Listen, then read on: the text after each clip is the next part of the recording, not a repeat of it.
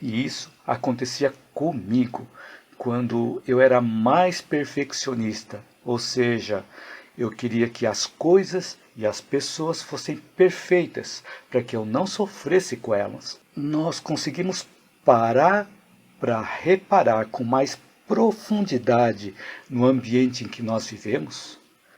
Então, quando nós não temos uma visão mais espiritualizada da nossa vida, a nossa parte mais egoísta busca e exige pelas coisas imediatas. Vamos continuar vivendo sem um ideal mais elevado, sem uma elevação de consciência ética, e vamos ficar presos às conquistas e aos desejos que não mais nos satisfazem. As nossas exigências estão ajudando a resolver os nossos sofrimentos emocionais? Ou nós estamos sofrendo mais devido às nossas exigências? Eu te convido a assistir esse vídeo até o final, onde eu vou te passar várias experiências, dicas, ideias, e eu acredito que algo possa fazer sentido para você, e você possa aplicar na prática, no seu dia a dia, e aliviar o seu sofrimento emocional. Então seja bem-vindo ou seja bem-vinda à minha live ou ao meu vídeo gravado. A você que já me acompanha há algum tempo, nos meus vídeos, nas minhas lives, ou a você que está chegando agora. Para quem não me conhece, eu sou Hugo Mizukami e eu ajudo pessoas a superarem seus sofrimentos emocionais. E o tema que nós vamos refletir hoje é as nossas exigências e os nossos sofrimentos emocionais. Minha mãe também entrou e disse: boa noite, Hugo, e a todos, abençoada noite. Boa noite, mãe. Abençoada noite para todos nós, né? Então, boa noite a todos, boa noite a todas, sejam todos bem-vindos e todas bem-vindas. Gratidão a todos que estão assistindo aqui ao vídeo. Então, o tema que nós vamos refletir hoje é as nossas exigências e os nossos sofrimentos emocionais. Então, quanto mais exigentes nós somos para com os nossos desejos, ou para que os nossos desejos sejam atendidos, existe a possibilidade de nós ficarmos mais focados nas deficiências das outras pessoas e também nas deficiências das situações que ocorrem à nossa volta.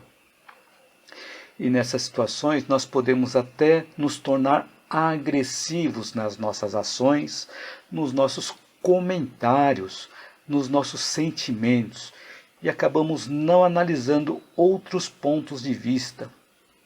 Por exemplo, quando nós vemos alguma notícia que traz desarmonia, nós nos revoltamos e até nós nos acostumamos a opinar com a nossa própria versão daquela ocorrência.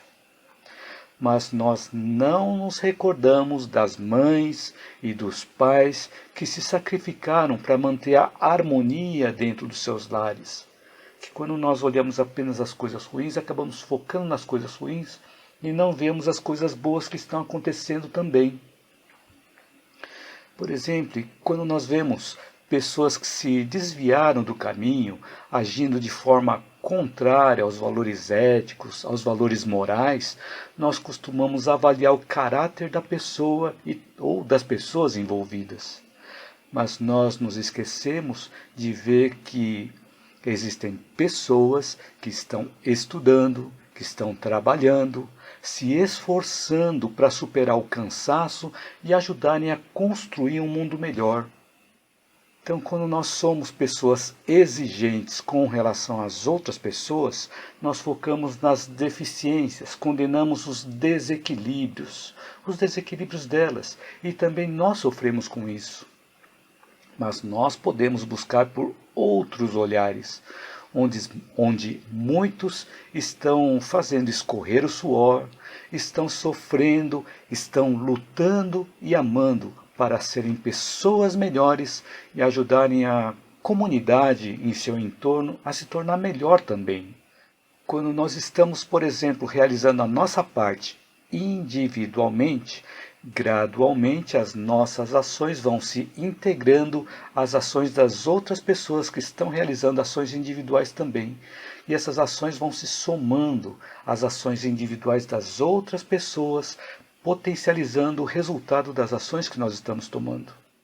Então, se ao invés de nós sermos exigentes com as outras pessoas, nós podemos procurar olhar para dentro de nós, ou seja, olhar de que forma aquilo que nós estamos vendo fora se assemelha ao que nós pensamos ou se assemelha ao que nós fazemos.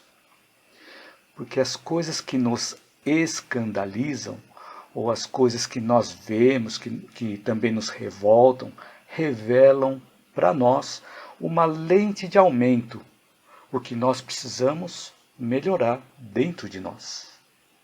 E isso normalmente acontece em algum nível. Então o que nós estamos vendo fora é uma ampliação do que nós precisamos olhar para dentro de nós, em algum nível.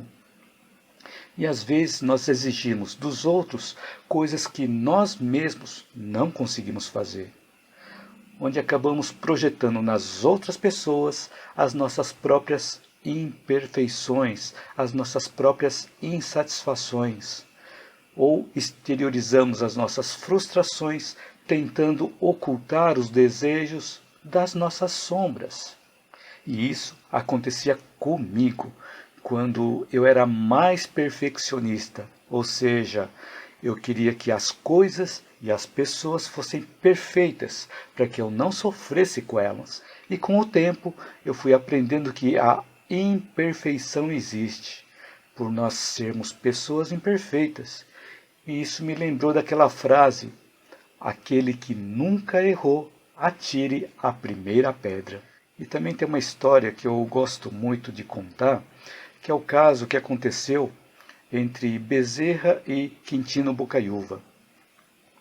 Então eles estavam conversando na casa do Quintino Bocaiúva e no meio da conversa aproximou um serviçal e comunicou para o dono da casa, ao Quintino Bocaiúva.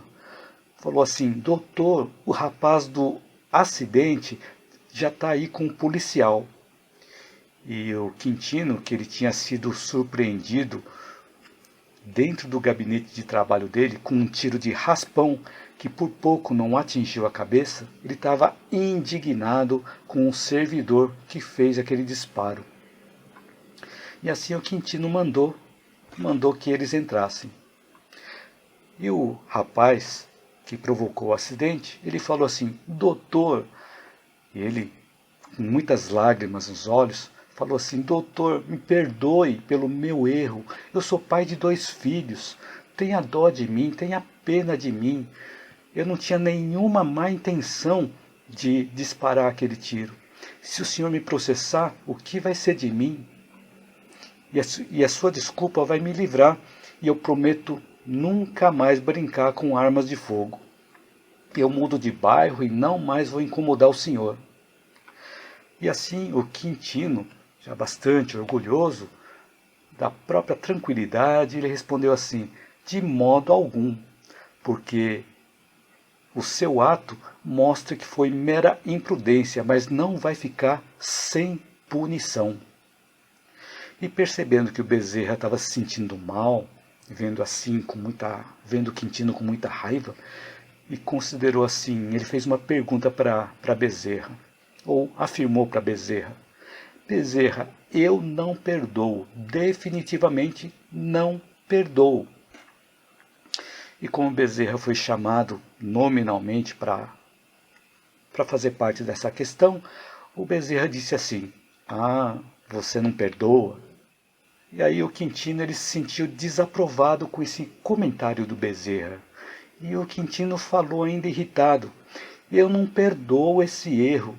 Você acha que eu estou fora do meu direito, Bezerra?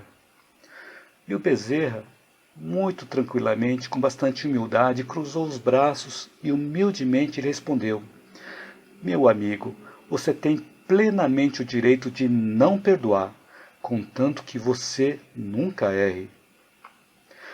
E essa observação do Bezerra, ele penetrou fundo lá no Quintino Bocaiúva. E aí o Quintino enxugou aquele suor com um lenço, depois retomou a sua cor e refletiu alguns momentos, né? E assim ele disse ao policial: solte o homem e o caso está resolvido. E para o moço, que ele estava se sentindo bastante agradecido, o Quintino falou para o moço assim: volte ao serviço hoje mesmo e ajude lá na copa. E assim todos saíram, e o Quintino lançou um olhar bastante inteligente para o Bezerra e continuou a conversa do ponto onde eles tinham parado. Então essa história é um caso real que aconteceu, mas denota de uma forma bastante interessante aquela frase que eu comentei: aquele que nunca errou, atire a primeira pedra. E muitas vezes, quando nós começamos com exigências com relação às outras pessoas, é importante nós vermos se nós estamos exigindo da mesma forma com relação a nós mesmos. Então, percebendo que as imperfeições existem, pelas pessoas não serem perfeitas, e eu também não era, então as pessoas não eram perfeitas como eu gostaria que fossem, eu comecei a olhar as imperfeições exteriores e comparar dentro de mim em que nível aquelas imperfeições exteriores estavam mostrando algo em mim. E esse modo de olhar me mostrou outros pontos que eu desconhecia dentro de mim. E eu vou aprendendo a me conhecer a cada dia. Então esse aprendizado ainda continua. O aprendizado continua porque as mudanças ocorrem gradualmente, conforme eu vou galgando degraus cada vez mais superiores aos degraus anteriores que eu galgava. Então, quando nós tentamos ocultar as nossas fragilidades, nós estamos dificultando o conhecimento de nós mesmos e dificultando assim a transformação das nossas sombras em luz. E também nós estamos dificultando a ampliação da nossa consciência. Então, quanto mais luz e quanto mais ampliada for a nossa consciência, menor é o nosso sofrimento emocional. Então, a partir do momento em que nós continuarmos vivenciando aquelas mesmas experiências, aquelas experiências em que nós ficávamos exigindo que os nossos desejos fossem atendidos, e elas passarem a não nos escandalizar e não nos deixarem mais revoltados, significa que nós estamos conseguindo desenvolver em nós a empatia e a compaixão. Então, se nós continuamos vendo as coisas que antes afetavam a cada um de nós, nos deixava irritados, revoltados, e aquilo passa a não nos incomodar mais, a nós não ficarmos mais revoltados, irritados, significa que nós estamos conseguindo desenvolver em nós a empatia e a compaixão. Porque nós vemos também que nós agíamos de forma semelhante em algum nível de consciência. Então essa empatia e essa compaixão faz com que nós nos sintamos semelhantes em algo. Nós nos sintamos semelhantes com as pessoas, com relação a alguma coisa. Nós temos alguma coisa em comum. O importante é que a semelhança conecta, enquanto que a aversão nos desconecta. Então a aversão nos desconecta tanto uns dos outros, quanto de nós mesmos. Então as semelhanças nos unem uns aos outros, enquanto que as diferenças nos ensinam. Então as semelhanças fazem com que nós nos unamos uns aos outros. E nessa união nós vemos que somos diferentes, e essas diferenças nos ensinam. E assim nós vamos crescendo com essas diferenças. As diferenças, ao invés de subtrair, elas somam. Todos nós saímos ganhando quando nós aprendemos uns com os outros. Então essa questão da semelhança ocorre, por exemplo, quando nós estudamos na mesma escola que alguém já estudou também, ou nascemos na mesma cidade que alguém. Então, quando nós conhecemos alguém que estudou na mesma escola que nós estudamos, isso faz com que haja uma conexão. Ou quando nós conhecemos alguém que nasceu em uma cidade na qual nós nascemos também. Ou quando nós conhecemos um amigo em comum, ou quando fazemos coisas similares, como viagens, alguma coisa ligada à cozinha, passeios, estilos de vida. Quando nós nos assemelhamos em algo, nós acabamos nos conectando, acabamos nos unindo uns aos outros. E aí que está a beleza da vida.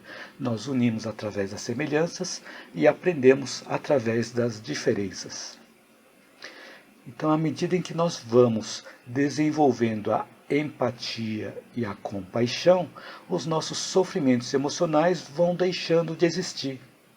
Se os nossos sofrimentos emocionais continuarem presentes, denota que nós ainda não desenvolvemos a empatia e não desenvolvemos a compaixão. Estamos apenas no nível de sentir pena, de sentir dó. Porque existe uma diferença entre pena, dó e compaixão. E essa diferença eu descrevi também em um vídeo que eu fiz aqui. E esse vídeo ele é intitulado Por que não devemos sentir pena nem dó? Depois eu vou deixar o link na descrição desse vídeo. Agora, nós conseguimos parar para reparar com mais profundidade no ambiente em que nós vivemos?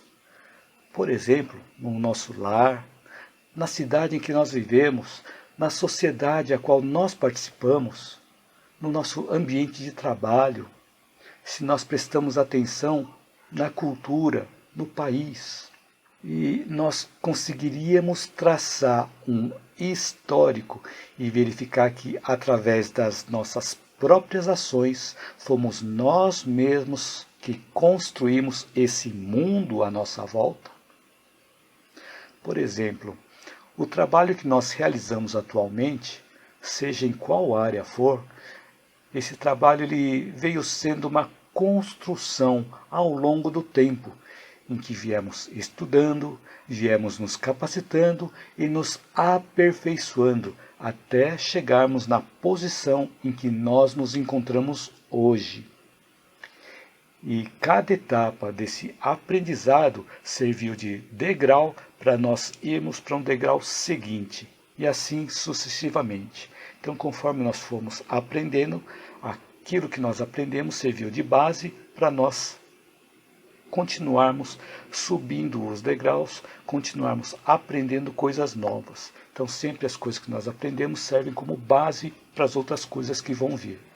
Então, se nós analisarmos a nossa volta, nós conseguimos, através de uma análise do nosso histórico, conseguimos ver que todas as ações que nós praticamos lá no passado foram construções que nós mesmos construímos para nós termos o mundo que nós temos à nossa volta. Então, vale a pena também refletir, vale a pena nós pararmos para refletir sobre como nós estamos nos posicionando nesse mundo e quais são os nossos sentimentos com relação ao mundo que nós estamos participando e que nós também ajudamos a construir. Então, a forma como nós expressamos os nossos sentimentos pode nos levar a patamares mais elevados ou pode nos levar a patamares inferiores, onde nós mesmos vamos estar tecendo o nosso próprio ninho, assim como as aves tecem os seus ninhos, tecem os ninhos onde eles vivem. Então, o ninho que nós construímos para nós mesmos é baseado na forma como nós pensamos, como nós agimos e como nós sentimos.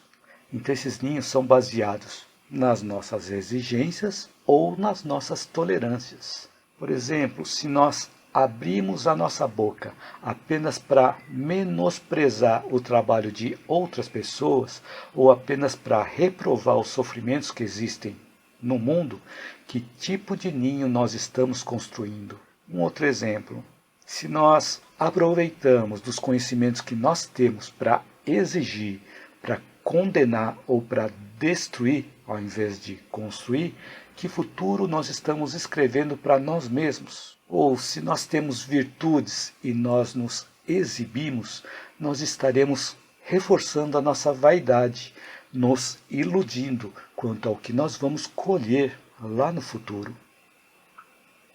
Então, nas situações em que nós estamos construindo ninhos em patamares inferiores, que trazem desequilíbrios e sofrimentos emocionais, em algum momento nós vamos precisar retornar para revisar e mudar a nossa forma de pensar e corrigir os reflexos das nossas ações infelizes ou das nossas ações equivocadas.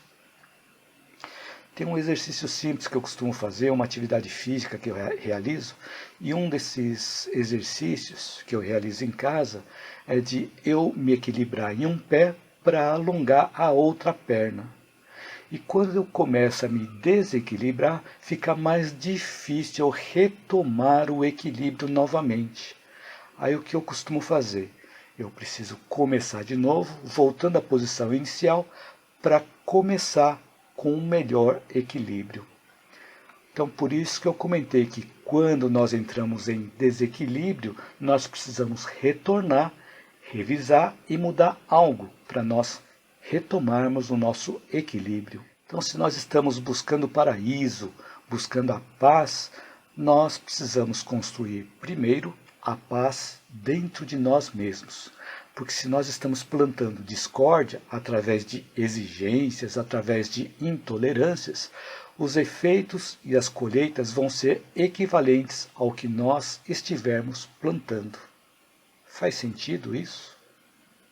E o ambiente que nós estamos vivendo atualmente foi construído pelas nossas ações lá do passado. Mas se nós queremos mudar esse ambiente para melhor, nós precisamos mudar a nós mesmos, procurando ser menos exigentes e ser mais tolerantes com relação aos outros, porque o ambiente em que nós vamos viver no futuro vai depender do que nós construímos, que poderá ser um local mais agradável ou não, de acordo com o que nós fizermos agora. E a partir desse conhecimento, cabe a cada um de nós reconhecer que nós vivemos no local, ou vivemos no ninho, de acordo com o que nós pensamos. E nós nos classificamos em um estágio evolutivo pelo que nós fazemos. E quanto mais exigentes com relação aos nossos desejos, nós vamos ter mais sofrimentos emocionais. E quanto mais tolerantes com relação aos nossos desejos, nós vamos ter menos sofrimentos emocionais. Tem uma pergunta aqui do Fábio Marchiori. O futuro será mais racional ou emocional? Olha, muito obrigado pela sua pergunta, Fábio, bastante relevante.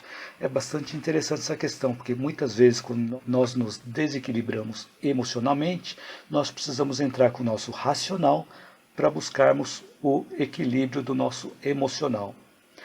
Agora, quanto mais nós ampliamos a nossa consciência, quanto mais nós desenvolvemos a nossa parte racional, a parte mais evoluída da nossa consciência, nós vamos conseguindo também fazer com que os nossos sentimentos e as nossas emoções se elevem também. E aí nós vamos deixar de agir de uma forma mais instintiva, mais animal.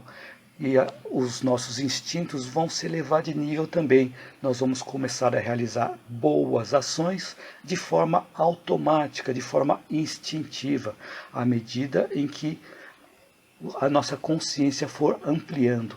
Então, quanto mais nós formos elevando a nossa consciência, elevando a nossa parte racional, mais nós vamos conseguir controlar também o nosso emocional.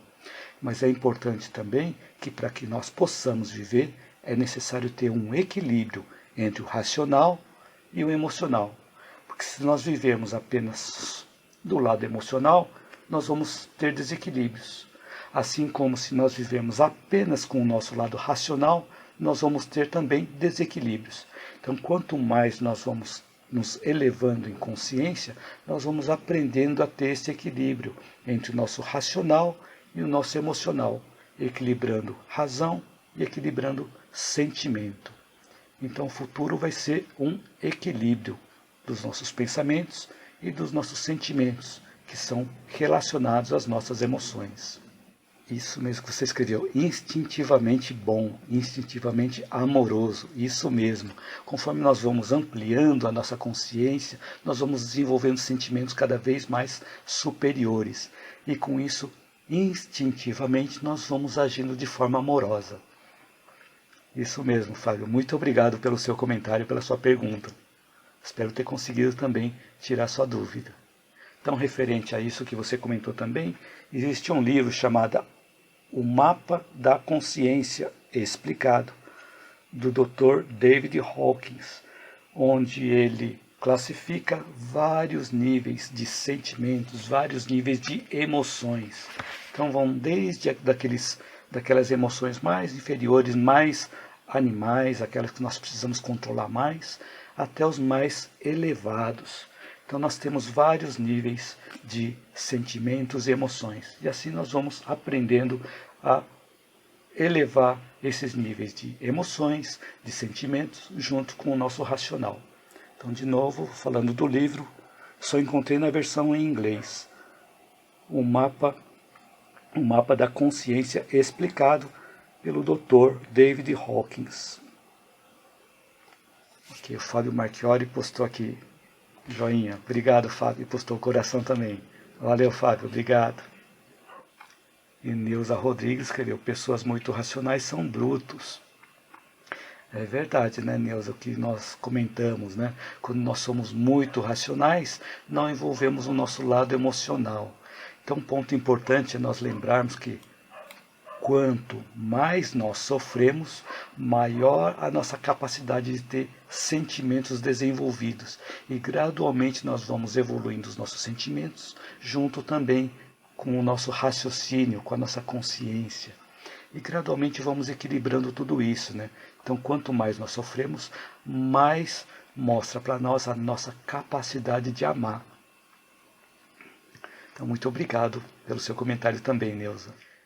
Então, quando nós não temos uma visão mais espiritualizada da nossa vida, a nossa parte mais egoísta busca e exige pelas coisas imediatas, que as coisas aconteçam o mais rápido possível, dentro do tempo que nós queremos.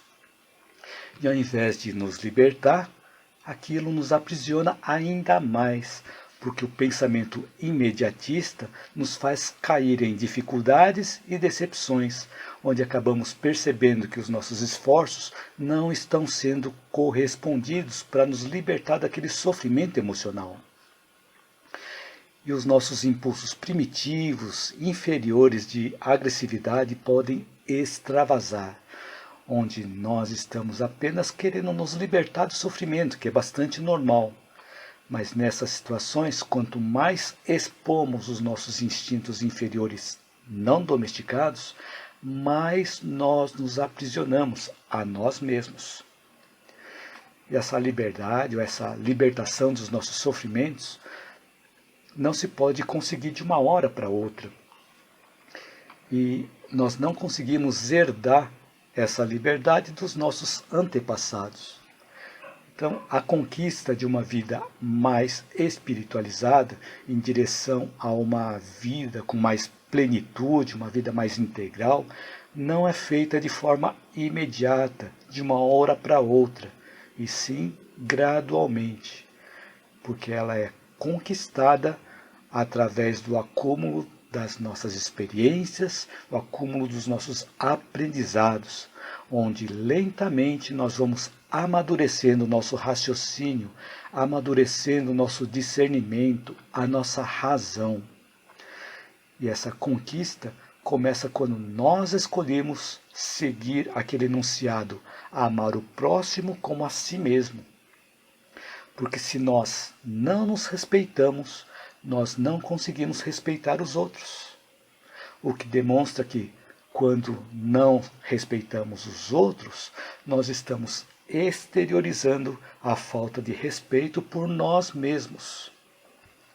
E quando aprendemos a amar verdadeiramente a nós mesmos, sem apego, começamos a nos conhecer melhor e a nos melhorar interiormente. E gradativamente nós vamos removendo as aparências, as convivências materialistas e os padrões sociais para nós encontrarmos a nossa verdadeira identidade. E quanto mais nós conhecemos a nossa verdadeira identidade, menos passamos a exigir que os outros atendam aos nossos desejos e menos sofrimentos emocionais nós vamos ter também. Então, às vezes, nós temos medo de nós sermos conhecidos pelos nossos sentimentos éticos, pelos esforços de nós buscarmos uma vida mais saudável ou de nós buscarmos pelos verdadeiros valores da vida. Porque nós não queremos ser taxados, ou nós não queremos ser rotulados de ridículos ou fora de moda, ou nós não queremos deixar de pertencer àquele grupo social. Nós temos medo de perdermos aquele sentimento de pertencimento, porque nós deixamos de agir conforme aquele grupo age. Eu vou dar um exemplo assim. Quando eu não tinha uma educação na minha alimentação, eu comia de tudo. Então, assim, no ambiente de trabalho, eu acompanhava os meus colegas de trabalho em qualquer restaurante que tivesse pratos saudáveis ou não. Mas à medida em que eu fui fazendo a reeducação alimentar, comecei a selecionar melhor os tipos de alimentos e os restaurantes que serviam os alimentos que eu estava buscando. Com isso, eu passei a não acompanhar mais os meus colegas em qualquer restaurante. E com isso, alguns dias eu até almocei sozinho. Até que, com o tempo, passei a almoçar com outros colegas de trabalho que também aderiram a uma alimentação mais saudável. Isso não significa que eu perdi a amizade daqueles outros colegas, mas deixei de ir nos mesmos locais que eles iam. E na nossa vida acontece a mesma coisa também. Quando nós mudamos alguns hábitos, algumas pessoas deixam de fazer parte dessa nova fase da nossa vida, desse novo ciclo da nossa vida. Só que para isso nós precisamos ter a habilidade da renúncia, onde vamos deixar algo ou vamos perder algo para ganharmos algo novo, algo diferente. E novos aprendizados aparecem com as coisas novas. E assim vamos aprendendo e vamos crescendo. E essa experiência também é relatada por Gregg Braden no livro A Matriz Divina, que eu já comentei outras vezes aqui nas lives, nos meus vídeos. E eu vou deixar também o título desse livro na descrição. A Matriz Divina, de Gregg Braden. E tem um determinado ponto desse livro que ele fala assim que as pessoas que não correspondem mais aos nossos objetivos de vida saem naturalmente da nossa vida. Então, um ponto interessante para nós refletirmos. Conforme nós mudamos os nossos objetivos de vida, algumas pessoas que não se sintonizam mais com os nossos novos hábitos, as pessoas gradativamente vão saindo de forma bastante natural da nossa vida. Não significa que nós vamos perder a amizade com relação às pessoas, mas apenas nós vamos acabar perdendo aquela sintonia que nós tínhamos antes. E nós vamos nos sintonizar com outras pessoas, ou que tenham hábitos parecidos com os novos hábitos que nós adquirimos. Então, nós não vamos conseguir tomar ações em coletividade se não desenvolvermos a tolerância, se nós não desenvolvermos a cooperação, porque a cooperação é indispensável para que nós possamos contribuir para um mundo melhor. E a tolerância envolve renúncia aos nossos pequenos desejos, aos nossos pequenos interesses pessoais.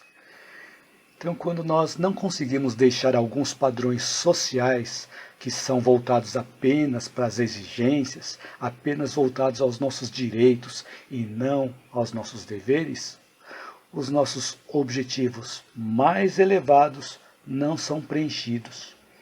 Porque se nós estamos seguindo a nossa vida em um grupo onde estamos sendo medidos e valorizados pelo que nós temos e não pelo que nós somos, nós vamos ter desequilíbrios, onde nós vamos ficar preocupados demasiadamente em adquirir coisas que são mostradas sem cessar pelas propagandas, sejam equipamentos, carros, aparelhos celulares de última geração e assim por diante.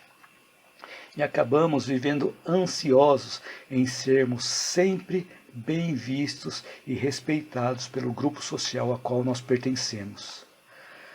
De estarmos sempre bem informados sobre os temas, muitos dos temas também que não nos acrescentam nada, não nos faz pessoas melhores, achando que com isso nós vamos ter mais poder. E tudo isso vai trazer também desequilíbrios para nós. Vamos continuar vivendo sem um ideal mais elevado, sem uma elevação de consciência ética, e vamos ficar presos às conquistas e aos desejos que não mais nos satisfazem. Assim também nós ficamos presos em ferramentas de trabalho, em ferramentas de lazer, agindo de forma cada vez mais automática, exigindo cada vez mais e mais do exterior, sem uma motivação, sem uma direção muito bem definida. E quando nós não sabemos para onde nós estamos indo, nós estamos realmente avançando ou nós estamos andando em círculos viciosos? Então esse tipo de comportamento, andando em círculos viciosos, nos leva cada vez mais a ficarmos mais distantes da nossa verdadeira identidade, confusos dos nossos verdadeiros valores, devido à inversão de alguns valores, onde ficamos perdidos e presos na horizontalidade das conquistas exteriores. E apenas quando nós nos preocupamos com as conquistas interiores verticais, o lado mais espiritual, além do material, nós vamos conseguir nos libertar dos nossos desejos e das nossas exigências inferiores, fazendo também diminuir o nosso sofrimento emocional. Então, assim eu espero que durante o tempo dessa live eu tenha podido acrescentar algo útil na sua vida e que você possa aplicar desde já, na prática, no seu dia a dia, e aliviar o seu sofrimento emocional. Escreva um comentário caso você ainda não tenha escrito, para eu saber se esse conteúdo te ajudou e se teve algo que te chamou mais a atenção. E também para eu saber se eu estou no caminho certo. Se você gostou do conteúdo desse vídeo e acha que ele pode ajudar outras pessoas, curta, compartilhe, divulgue, para que esse conteúdo possa chegar a mais pessoas. Você que está assistindo o vídeo no YouTube, inscreva-se no meu canal caso você ainda não tenha se inscrito. E ative o sininho para você ficar sabendo cada vez que eu fizer uma nova postagem de vídeo. E assim você não perde nenhum vídeo. Então, gratidão a você e gratidão a todos que me acompanharam até o finalzinho aqui da live, até o finalzinho do vídeo. E espero te ver na minha próxima live ou no meu próximo vídeo. Lembrando que todas as segundas-feiras, às 19 horas e 19 minutos, eu transmito lives simultaneamente via YouTube, Facebook e Instagram, a cada dia com um novo conteúdo. Espero te ver em todas essas lives. E vale lembrar também que todos os dias às 7 horas da manhã, nós postamos um vídeo bastante curto, um vídeo bem curto, no YouTube e no Facebook, com uma reflexão, para que nós possamos refletir durante o dia, refletir durante a semana, refletir durante a vida. E a Fernanda Cristina escreveu boa noite Fernanda. E a Elia Barros escreveu boa noite, uma ótima semana para todos. Boa noite, Elia, ótima semana para todos, não é? Isso mesmo. Minha mãe escreveu ótimo conteúdo, Hugo. Parabéns, que Deus nos conceda uma abençoada noite e uma semana repleta de paz, amor e luz. Boa noite, amigos e amigas, gratidão. Então, boa noite, mãe. Muito obrigado por me acompanhar aqui também na live. Que todos nós possamos ter uma abençoada semana. Isso mesmo, obrigado, mãe. A Tereza Ramos escreveu, cada vídeo, Hugo, seu, que eu assisto é um grande aprendizado. Muito obrigado, Tereza. Que bacana.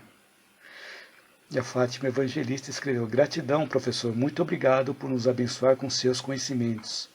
Gratidão a você, Fátima. Sou eu que agradeço por vocês estarem me acompanhando aqui na minha live, acompanhando aqui no meu vídeo. Sueli Hipólito escreveu gratidão, gratidão a você também, Sueli.